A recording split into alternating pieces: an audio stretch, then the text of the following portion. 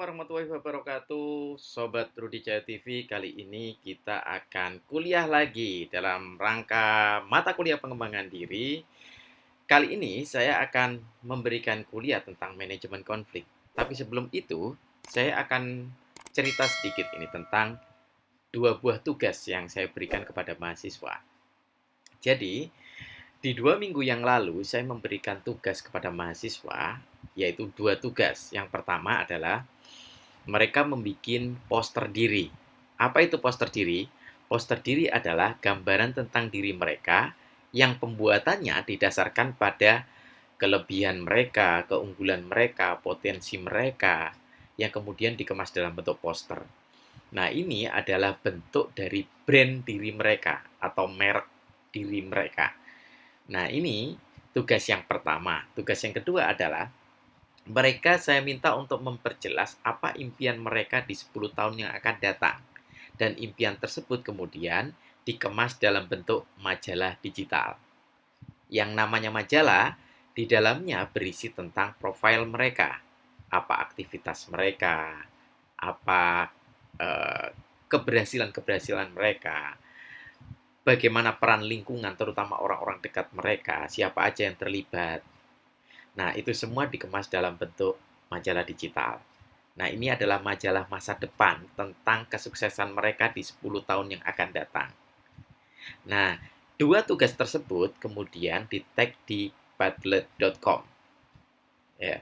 Dan nanti siapapun yang memperoleh nilai interaksi tertinggi, yaitu dihitung berdasarkan like dan komen, maka dia akan berhak mendapatkan hadiah menarik dari Rudi Cahyo TV.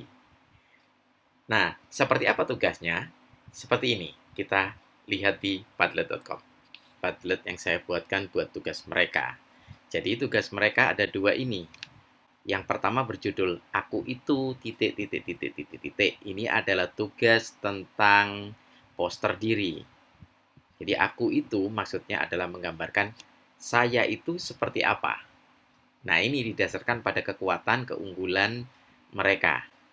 Nah, yang kedua adalah tugas mimpi saya. Ini yang majalah diri. Jadi mereka bikin majalah tentang diri mereka di 10 tahun yang akan datang. Bagaimana keberhasilan mereka, apa aktivitas atau kesibukan mereka sebagai tokoh atau sebagai seseorang yang sangat menonjol di 10 tahun yang akan datang tersebut, termasuk juga siapa saja yang berperan dalam keberhasilan mereka, termasuk apa peran mereka dalam keberhasilan tersebut. Mari kita lihat isinya. Kita ke poster diri terlebih dahulu. Ini dia tampilan poster diri. Jadi mereka membuat poster tentang diri mereka sekreatif mungkin seperti ini. Dan ini saya setting untuk bisa dilihat secara publik sehingga orang lain akan bisa memberikan komentar ataupun likes-nya kepada mereka. Jadi siapapun yang nanti secara kuantitatif jumlah like dan komennya itu kalau di total akan lebih banyak dari teman-teman yang lain, maka dia akan berhak mendapatkan hadiah menarik dari Rudi Cahyo TV. Contohnya saja seperti ini, saya ambil aja secara acak. Nah, ini poster mereka. Ya, ada karakteristik mereka berdasarkan MBTI, ada karakteristik mereka berdasarkan Johari Window. Kita lihat secara acak lagi yang lain dengan bentuk yang berbeda mungkin. Ini dia. Nah, dan seterusnya. Ini nanti mereka akan berlomba-lomba untuk mendapatkan interaksi tertinggi. Ya, kita coba cek di tugas tentang mimpi saya. Ini yang mimpi saya, yaitu tugas membuat majalah diri. Ini adalah hasil karya mereka. Ini adalah majalah-majalah digital mereka. Kita coba lihat secara acak. Ini sama kayak tadi ya, interaksi tertinggi akan mendapatkan hadiah menarik. Coba kita lihat.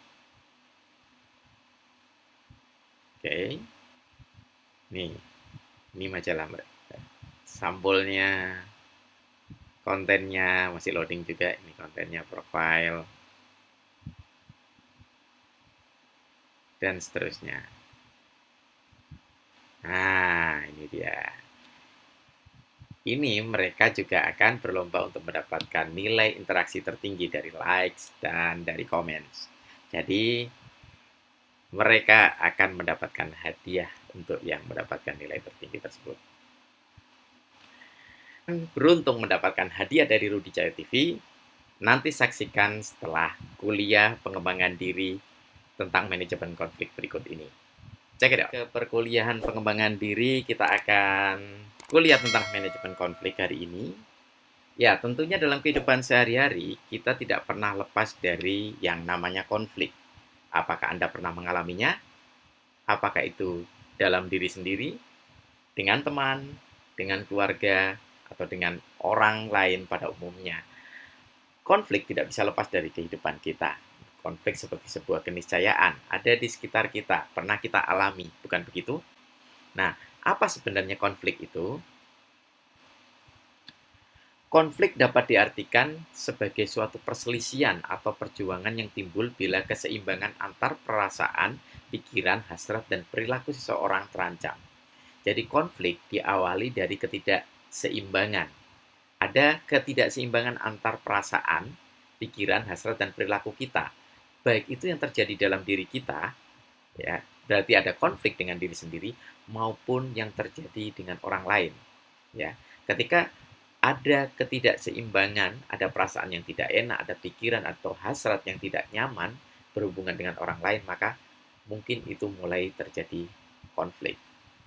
Yang kedua, konflik adalah perjuangan di antara kekuatan-kekuatan interdependen. Disebut interdependen karena diri kita dan diri orang lain itu sama-sama diri yang independen. Ya. Jadi, kita semua punya kepentingan, punya pikiran, punya perasaan, punya tindakan.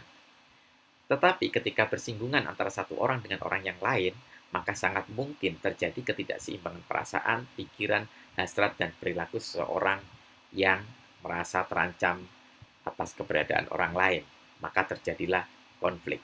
Jadi adanya ketidakcocokan atau ketidaksesuaian anggota yang satu dengan yang lain, antara orang satu dengan orang yang lain, itu bisa memicu konflik atau itu adalah konflik.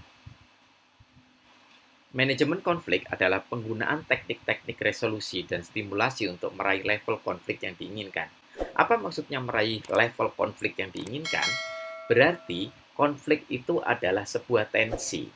Kita akan merasa tidak nyaman, baik itu secara perasaan, pikiran, maupun tindakan kita akan bersinggungan dengan orang lain dan timbul ketidakseimbangan. Nah, ketidakseimbangan itu kemudian memunculkan tensi ketidaknyamanan. Maka dari itu, kita akan berusaha untuk mengelolanya sehingga situasi tersebut akan lebih nyaman buat diri kita. Nah, usaha itu, berbagai teknik-teknik yang kita lakukan, itu adalah upaya kita untuk melakukan manajemen konflik. Setiap orang pasti merasakan sensasi atau perasaan yang berbeda terhadap konflik. Dan itu mempengaruhi bagaimana kita memandang konflik tersebut. Ada 3 pandangan terhadap konflik. Pandangan yang pertama, memandang konflik itu sebagai sesuatu yang buruk dan merugikan dan harus dihindari pastinya. Karena itu merugikan, karena tidak nyaman, maka harus dihindari. Itu adalah pandangan tradisional. Yang kedua adalah pandangan hubungan manusia yang menganggap konflik itu merupakan sesuatu yang tidak dapat dihindari. Ini seperti yang di awal tadi saya katakan bahwa konflik adalah sebuah keniscayaan. Karena itu keberadaan konflik harus diterima dan dirasionalisasikan sedemikian rupa sehingga bermanfaat bagi peningkatan kinerja organisasi atau peningkatan kinerja diri. Jadi konflik tersebut adalah bagian dari realitas yang tidak bisa kita hindari, karena itu butuh dikelola. Sementara pandangan yang ketiga atau pandangan interaksionis, memandang konflik perlu dipertahankan pada tingkat moderat secara berkelanjutan sehingga kelompok tetap bersemangat. Artinya, konflik tersebut malah harus dipelihara keberadaannya. Karena dengan konflik tersebut, seseorang atau organisasi itu akan terus bergerak. Ya. Konflik dengan kadar tertentu itu dibutuhkan. Dan karena itu konflik itu harus tetap dipelihara ada dengan kadar tertentu. Itu menurut pandangan interaksionis. Maka konflik itu bisa merugikan dan bisa menguntungkan berdasarkan beberapa pandangan yang berbeda ini. Maka muncullah yang namanya jenis-jenis konflik. Jenis konflik itu dapat dibedakan dari segi fungsinya yang dapat dibagi menjadi dua, yaitu konflik fungsional, yaitu konflik yang mendukung pencapaian tujuan organisasi dan memperbaiki kinerja kelompok. Artinya konflik tersebut adalah konflik yang memang berguna untuk melakukan aktivitas positif, untuk menggerakkan organisasi, untuk mencapai tujuan. Tanpa konflik yang mendorong seseorang dalam organisasi atau beberapa orang dalam organisasi tersebut, maka organisasi tidak akan bergerak. Tetapi ada juga jenis konflik yang lain berdasarkan fungsinya, yaitu konflik disfungsional, yaitu konflik yang merintangi pencapaian tujuan organisasi. Ini artinya konflik yang merugikan. Artinya konflik ini tidak suportif atau tidak pun konstruktif bagi pencapaian tujuan organisasi. Pembagian konflik berdasarkan pihak yang terlibat. Yang pertama ada konflik dalam diri individu, yang tadi di depan sempat saya singgung, berarti di dalam diri kita itu bisa juga terjadi konflik. Ya, ada konflik perasaan, konflik moral, konflik pikiran di dalam diri kita. Yang kedua ada namanya konflik antar individu. Berarti kalau antar individu ini adalah saya dengan orang lain atau satu orang dengan orang lain. Nah, yang ketiga konflik antar individu dan kelompok. Berarti konflik antara seseorang dengan kelompok tertentu. Ya. Yang keempat ada namanya konflik antar kelompok. Kalau tadi ada individu dan kelompok, ada juga konflik yang antar kelompok. Berarti kepentingan yang menjadi dasar terjadinya konflik adalah kepentingan kelompok. Jadi kalau antar kelompok berarti kelompok satu punya kepentingan, kelompok yang lain juga punya kepentingan. Kalau tadi antar individu dan kelompok, berarti satu individu punya kepentingan, kelompok punya kepentingan dan saling berhadapan. Yang kelima ada namanya konflik antar organisasi.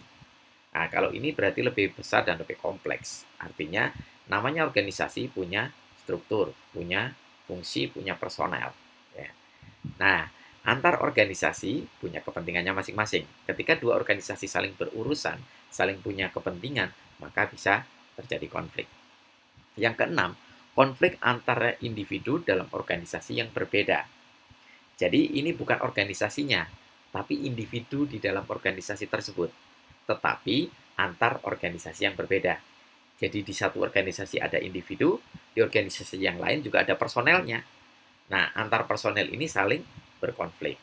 Maka dari itu, ketika kita ngomong dalam skup yang lebih kompleks, seperti dalam kelompok atau organisasi, maka di dalamnya itu ada orang-orang yang mempunyai status dan peran.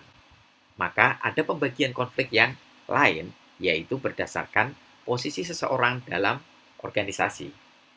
Konflik apa aja? Yang pertama ada namanya konflik vertikal. Konflik vertikal terjadi ketika atasan dan bawahan berkonflik.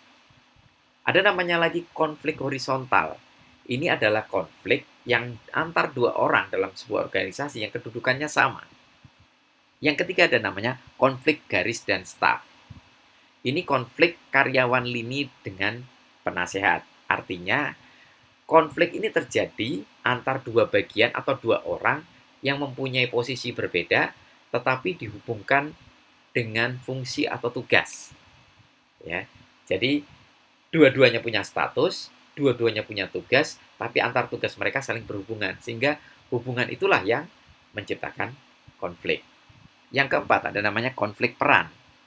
Ini terjadi jika seseorang mengemban lebih dari satu peran. Ketika dua peran itu tidak berjalan saling sinkron, maka akan terjadi konflik. Sekarang, kenapa sih konflik itu bisa terjadi? Ada beberapa faktor penyebab kenapa konflik itu timbul. Yang pertama adalah komunikasi.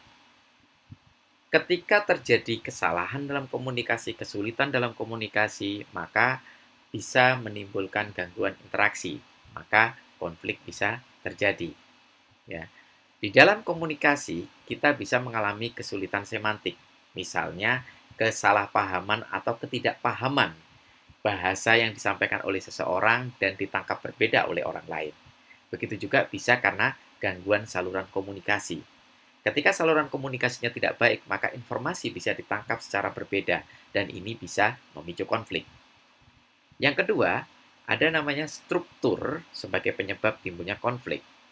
Kalau kita sudah berbicara struktur, maka kita akan memposisikan pihak-pihak yang terlibat dalam konflik itu dalam sebuah struktur, ya, atau dalam sebuah sistem. Misalnya kalau penyebab di struktur itu karena ada perbedaan ukuran kelompok, ada derajat spesialisasi, dan lain-lain, itu bisa menyebabkan konflik. Kalau ada kelompok mayoritas, minoritas, golongan kuat, golongan lemah, bahkan di dalam organisasi bisa terjadi seperti itu. Ada kelompok yang dominan, ada kelompok yang uh, istilahnya menciptakan outgroup dalam in-group, yang pada akhirnya bisa meledak dan jadi pemberontak, gitu ya. Yang ketiga ada namanya variabel pribadi yang menyebabkan terjadinya konflik. Sistem nilai yang dimiliki individu juga bisa menyebabkan konflik, termasuk juga karakteristik kepribadian. Ada seseorang, si A misalnya, punya keyakinan bahwa satu perbuatan tertentu itu tidak boleh dilakukan, tetapi ada budaya yang lain atau value yang lain yang diakui oleh B yang membolehkan itu, maka itu bisa memicu konflik. Sekarang kita akan lihat faktor-faktor penyebab menurut Schermerhorn. Faktor-faktor penyebabnya adalah satu, ketidakjelasan peranan atau peranan yang mendua. Jadi kalau peran seseorang itu tidak jelas ya, dalam sebuah kelompok, dalam sebuah organisasi, maka itu juga akan menimbulkan konflik. Karena bisa saja seseorang itu tidak diidentifikasi punya peran yang jelas sehingga orang lain akan memperlakukan secara ambigu atau memperlakukan sesuai dengan keinginan orang tersebut. Ketidakjelasan peranan ini juga bisa terjadi secara individual, artinya konflik yang dialami oleh seseorang. Satu sisi dia punya jabatan penting di organisasi, di satu sisi yang lain dia adalah seorang kepala rumah tangga. Pada suatu ketika, dua peran itu bisa saling berbenturan. Faktor penyebab timbulnya konflik yang kedua adalah persaingan untuk mendapatkan sumber daya yang terbatas. Ketika dalam sebuah kelompok, organisasi, atau dalam sebuah wilayah, ada sebuah sumber daya yang dimanfaatkan bersama, dan kemudian ada keinginan untuk memperoleh hak milik atas sumber daya tersebut, maka bisa terjadi perebutan atas sumber daya tersebut. Misalnya, ada sumber air yang dipakai bersama, maka sumber air ini adalah sumber daya yang bisa memicu konflik. Misalnya ada berita, isu, atau kabar bahwa sumber air ini hanya boleh dinikmati oleh sekian orang atau hanya terbatas, setelah itu akan habis, maka bisa terjadi perebutan. Ya. Yang ketiga, rintangan-rintangan dalam komunikasi. Tadi juga sudah disinggung di penyebab timbulnya konflik oleh Robbins ya. Ini tentang komunikasi, berarti ada bisa ketidakpahaman tentang bahasanya atau gangguan dalam saluran komunikasinya. Yang keempat, konflik sebelumnya yang tidak terselesaikan. Jika ada ekor konflik atau sisa konflik, residu konflik yang itu tidak terselesaikan, maka itu bisa menjadi pemicu konflik berikutnya. Yang kelima, perbedaan-perbedaan individual. Jadi seperti yang di Robbins tadi ya, ada perbedaan karakteristik, perbedaan value, itu adalah perbedaan individual. Ketika itu saling berbenturan, maka bisa memicu. Setelah kita tahu apa penyebab timbulnya konflik, sekarang kita akan pelajari tentang bagaimana proses konflik itu terjadi. Ada beberapa stage atau tahapan konflik itu bisa terjadi. Tahapan pertama namanya potential opposition. Adalah kondisi di mana mulai ada penyebab timbulnya konflik seperti komunikasi, struktur, terus faktor-faktor personal, perbedaan-perbedaan individual tadi, seperti yang dijelaskan oleh Robbins maupun Schermerhorn, itu mulai timbul dan itu mulai memicu konflik. Di stage yang kedua namanya cognition and personalization. Ini konflik mulai terjadi. Jadi kalau tadi di stage pertama penyebabnya, stage yang kedua konfliknya mulai terjadi. Termasuk representasi-representasi perilakunya itu muncul di sini. Entah belum bentuk bentrokan argumentasi ini muncul di sini. Tetapi perilaku-perilaku ini adalah sebuah awal untuk sampai pada stage yang ketiga, yaitu behavior. Apa itu maksudnya? Representasi konflik pada stage yang kedua ini, ketika berlanjut ke stage yang ketiga, maka akan jadi upaya untuk mengatasi konflik. Dengan cara apa? bisa bermacam-macam, misalnya melakukan kompetisi, artinya bersaing untuk mendapatkan hasil terbaik. Bisa melakukan kolaborasi atau kerjasama, bisa melakukan kompromi, saling memberikan kesempatan, saling mengalah ya.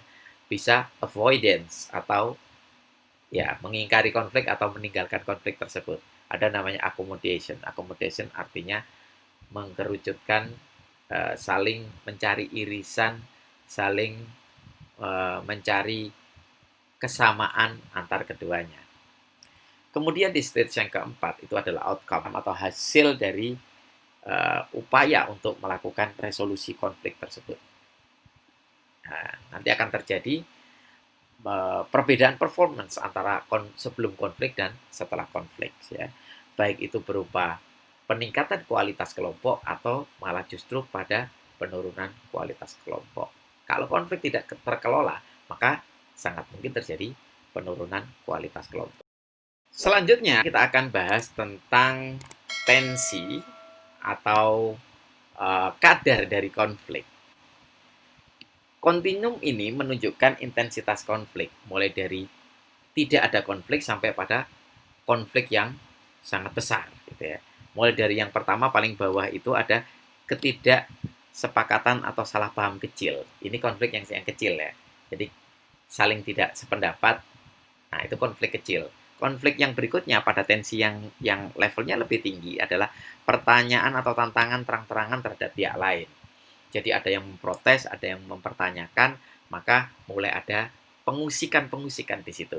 Satu pihak mengusik karena tidak merasa ada sesuatu yang harus dia perjuangkan, yang harus dia pertanyakan, satu pihak diusik, gitu ya. Di tensi berikutnya ada namanya serangan verbal yang tegas. Ini lebih tinggi lagi. Jadi ada hujatan, ada serangan secara verbal. Yang berikutnya ancaman dan ultimatum.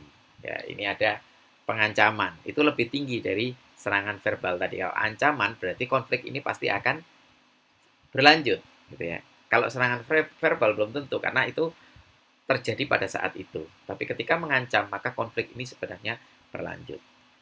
Serangan fisik yang agresif. Kalau yang sebelum-sebelumnya itu menggunakan kata-kata, baik itu serangan verbal maupun ancaman, sekarang ini sudah mulai ada serangan secara fisik. Berarti ini konfliknya sudah mulai intensitasnya lebih tinggi.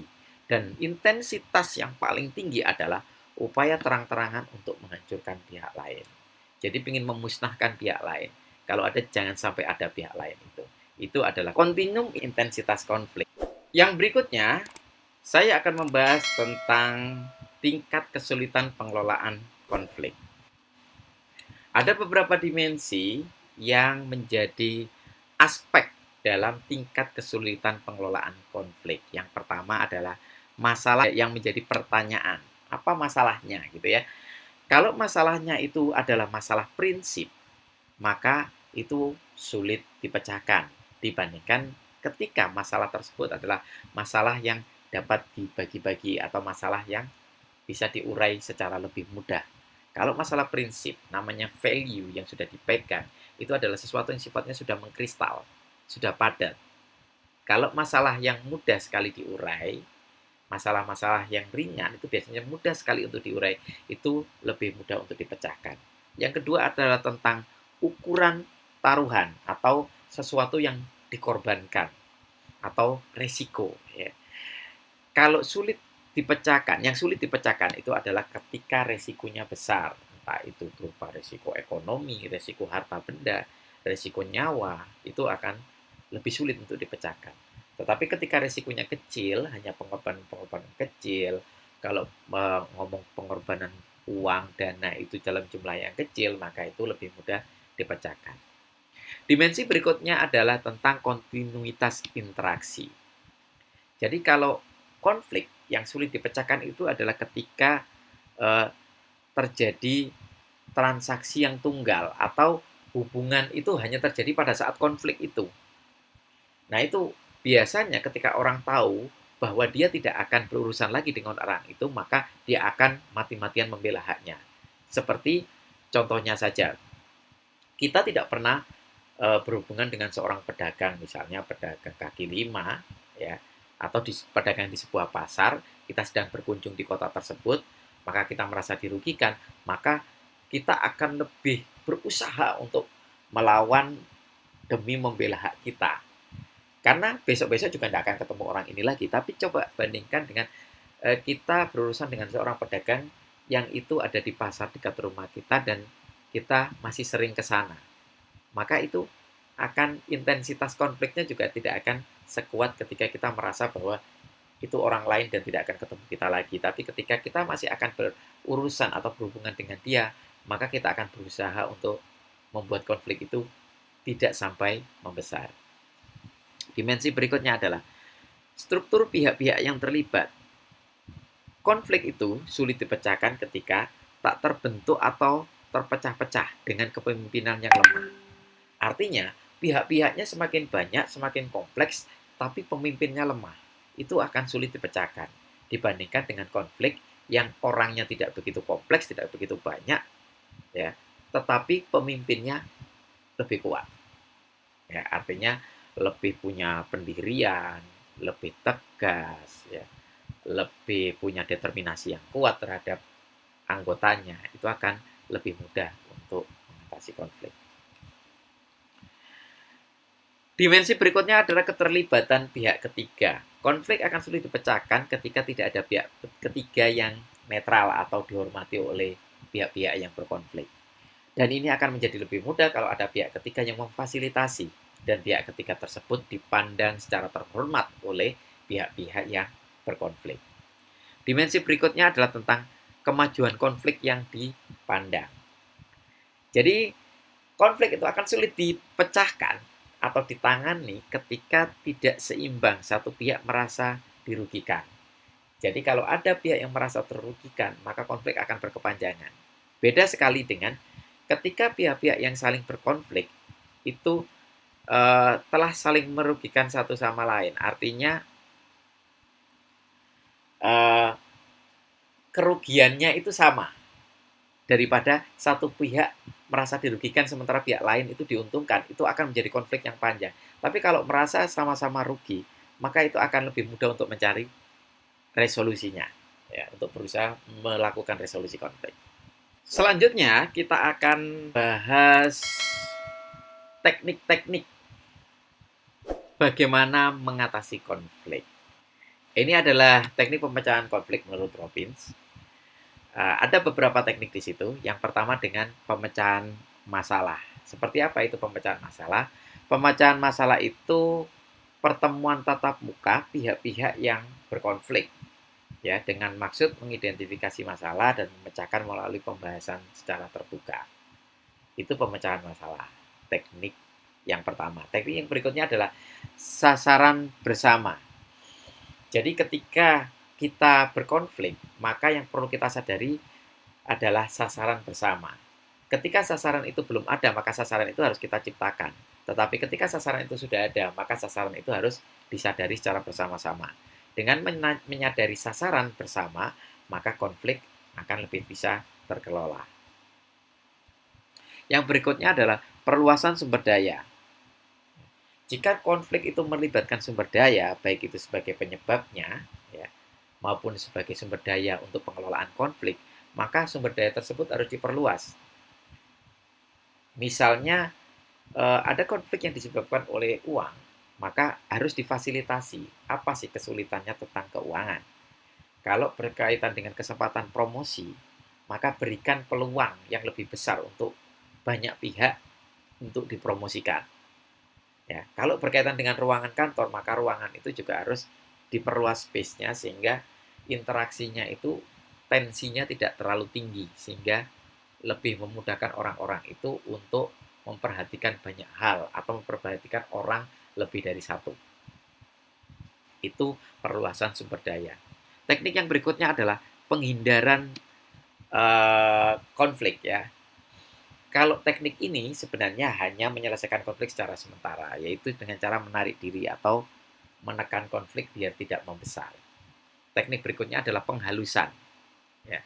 Penghalusan itu mengabaikan arti perbedaan sembari menekankan kepentingan bersama antara pihak-pihak yang berkonflik. Jadi ini konfliknya itu dibuat lebih ringan. Ya. Kalau yang menghindari tadi kan enggak, konfliknya dibiarin orang-orang berusaha untuk tidak menangani konflik itu, dibiarin aja. Tapi kalau penghalusan itu berusaha meringankan konflik. Artinya konflik itu dianggap sesuatu yang tidak terlalu besar. Yang berikutnya adalah teknik kompromi. Setiap pihak yang berkonflik mengorbankan sesuatu yang berharga. Namanya kompromi itu adalah merelakan apa yang dipunyai oleh masing-masing pihak yang berkonflik. Sehingga misalnya rela untuk tidak untung yang terlalu besar, rela untuk tidak mengambil manfaatnya setinggi-tingginya, tetapi menguranginya. Kalau masing-masing pihak itu rela untuk mengurangi atau mengalami sedikit kerugian, maka terjadilah kompromi. Teknik yang berikutnya adalah komando otoritatif. Ini menggunakan pihak yang punya otoritas formal untuk menyelesaikan konflik. Ya, pihak ini yang mempunyai otoritas secara formal ini harus pihak-pihak yang bisa menjembatani atau punya wewenang atas orang yang berkonflik. Nah, ini bisa dilakukan misalnya oleh pimpinan, misalnya ya, komando otoritatif. Yang berikutnya adalah mengubah variabel manusia, yaitu dengan cara melakukan upgrading, misalnya memberikan pengetahuan tentang bagaimana bersikap dan berperilaku yang baik, bagaimana berinteraksi yang baik, memperbaiki komunikasi. Tergantung konflik itu dipicu oleh apa. Kalau dipicu oleh komunikasi, maka ya diberikan pembekalan, pelatihan, atau edukasi tentang komunikasi. Kalau penyebabnya adalah tentang status dan peran, maka diberikan pembekalan atau pelatihan tentang status dan peran, bagaimana berbagi tugas, bagaimana berinteraksi antar status yang berbeda, bagaimana bersinergi antar peran yang berbeda. Itu mengubah variabel manusia. Yang terakhir, teknik pemecahan konflik menurut Robbins adalah dengan mengubah variabel struktur. Mengubah struktur organisasi formal dan pola interaksi pihak-pihak yang berkonflik melalui perancangan ulang pekerjaan, pemindahan, penciptaan posisi, dan lain-lain. Jadi dalam organisasi itu pasti ada sistem, ada struktur, ada personel, ada pembagian tugas. Nah, ketika terjadi konflik, sangat mungkin konflik itu berkaitan dengan pembagian tugas yang tidak seimbang. Maka diatur ulang pembagian tugasnya. Sangat mungkin juga itu karena perbedaan status dan peran yang terlalu lebar, terlalu mencolok. Maka dibuat pola kerja yang lebih egaliter. Ya, atau pola interaksi. Kalaupun tidak pola kerja, pola interaksi yang lebih egaliter antar bagian. Nah, itu teknik pemecahan konflik menurut Robbins. Selanjutnya, kita akan tentang gaya pemecahan konflik. Ada 5 bentuk gaya penanganan konflik. Ya, ini menurut Kreitner dan Kinichi. Ini ini ditinjau dari 2 variabel ya. Apakah pihak yang terlibat dalam konflik itu lebih berorientasi pada diri atau berorientasi pada orang lain. Dengan demikian, variabel ini, namanya variabel kan berarti bervariasi. Bisa saja ada pihak yang lebih berorientasi pada dirinya terlalu kuat atau lebih tinggi dibandingkan berorientasi dengan orang lain. Ada juga yang sebaliknya, berorientasi pada orang lain lebih utama, lebih dibesarkan daripada berorientasi pada diri. Atau ada yang sama-sama besar. Kita lihat itu di matriks berikut ini. Jadi ada concern for self atau mementingkan diri sendiri lebih tinggi dibandingkan dengan concern for others atau tidak begitu mementingkan orang lain, maka akan muncul dominasi. Ya. Ada juga pada diri sendiri itu tidak terlalu mementingkan atau tidak mementingkan diri sendiri, tapi juga tidak terlalu mementingkan orang lain, maka akhirnya terjadilah avoiding atau sama-sama menghindar dari konflik tersebut. Ada juga yang tinggi concern terhadap dirinya maupun concern terhadap orang lain yang akhirnya menimbulkan namanya integrating atau integrasi. Ya. Ada juga yang concern terhadap dirinya ini lebih kecil ya, tetapi lebih besar concern pada orang lain. Maka akan terjadi obliging. Jadi ada yang oke lah, ada yang memberi tugas, ada yang ditugasi, ada yang memerintah, ada yang melaksanakan. Ya, itu jadi obliging. Tetapi ada juga yang concern for self atau concern terhadap dirinya itu tidak terlalu besar dalam porsi yang sedang, juga terhadap orang lain dalam porsi yang sedang. Maka akan terjadi namanya compromising. Ada faktor-faktor yang harus kita perhatikan. Di antaranya adalah latar belakang terjadinya konflik. Mengenali penyebab konflik itu penting banget untuk bisa menangani konflik tersebut. Karena sama halnya ketika kita mengobati penyakit, maka penyebabnya harus tahu. Ya. Ketika tahu penyebabnya, maka penyebab itulah yang akan kita obati. Yang kedua, kategori pihak-pihak yang terlibat dalam konflik. Siapa aja yang terlibat? Pada posisi apa mereka? Ada status apa mereka? Apa peran mereka? Itu harus kita ketahui. Misalnya dalam sebuah organisasi, siapa yang terlibat? Apakah sampai pimpinan? Apakah pimpinan juga terlibat? Atau sampai karyawan bawah? Atau justru ini hanya di skup atau lingkup pimpinan aja gitu ya? Itu harus kita pertimbangkan. Yang ketiga adalah kompleksitas masalah yang akan kita pecahkan. Ya. Nah, melibatkan banyak orang itu termasuk salah satu kompleksitas, tetapi selain itu juga melibatkan banyak faktor, itu juga salah satu kompleksitas yang lain atau penyebab kompleksitas. Ya, masalahnya banyak, meluas, atau masalahnya meliputi beberapa hal. Tidak hanya masalah tunggal, itu kompleksitas masalahnya. Yang keempat adalah kompleksitas organisasinya.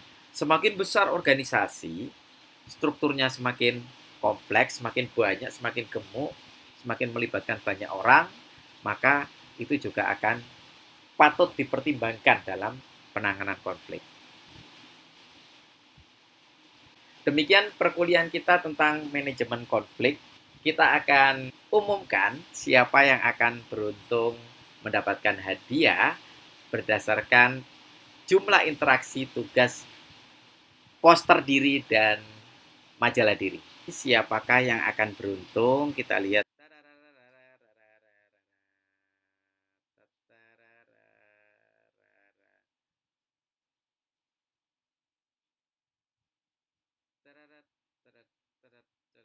Wow, wow, wow. Persaingannya cukup ketat dan yang beruntung untuk poster diri adalah ini dia.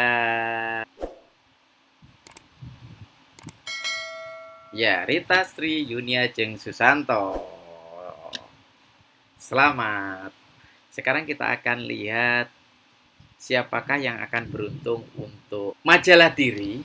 Siapakah yang akan beruntung? Kita lihat. Oke, ada banyak di sini. Calon-calon pemenangnya. Siapa yang akan beruntung? Kita lihat. Oh, ini memang kalau dilihat-lihat interaksinya tidak sebanyak poster diri ya. Mungkin karena poster diri itu tugas yang pertama ya. Jadi masih semangat-semangatnya di situ untuk share, untuk apa namanya, berbagi ke yang lain gitu ya. Untuk mencari suara, mencari komentar kayak gitu. Ini kecil-kecil banget ya, tidak seperti di poster diri tadi. Dan pemenangnya adalah kita naik lagi ke atas.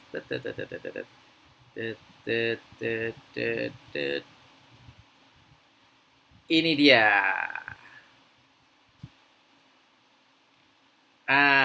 Nur Lailatus Saada. Selamat buat para pemenang. Jangan lupa untuk para pemenang segera kontak saya ya. Nanti kita akan ngobrol-ngobrol berkenaan dengan hadiah dan pengirimannya. Sekali lagi selamat. Dan tentu saja buat baik itu pemenang maupun teman-teman yang lain, saya nanti akan mungkin beberapa kali akan bikin seru-seruan seperti ini, sehingga ambil aja kesempatan ini, selain dapat ilmunya, dapat belajar, tetapi juga teman-teman bisa dapat hadiah gitu ya. Jadi biar tidak ketinggalan momen-momen seperti itu, teman-teman juga silakan boleh like video ini, share ke teman-teman yang lain, karena bisa jadi nanti proses pembelajarannya kalau di Rudi Cahyo TV kan tidak hanya di perkuliahan ini, tapi untuk event kali ini memang hanya untuk di perkuliahan kali ini. Tapi yang selanjutnya bisa lebih luas daripada itu ya. Sehingga ikuti terus channel Rudi Cahyo TV dengan cara like, share maupun komen ya. Dan tentunya subscribe ya. Biar tidak ketinggalan notifikasi juga bisa dihidupkan. Pencet tombol loncengnya. Oke, demikian perkuliahan pengembangan diri dan sekaligus pengumuman pemenang untuk tugas poster diri dan majalah diri. Sampai ketemu di perkuliahan selanjutnya dan juga di seru-seruan yang lain. Oke, sampai jumpa. Assalamualaikum warahmatullahi wabarakatuh.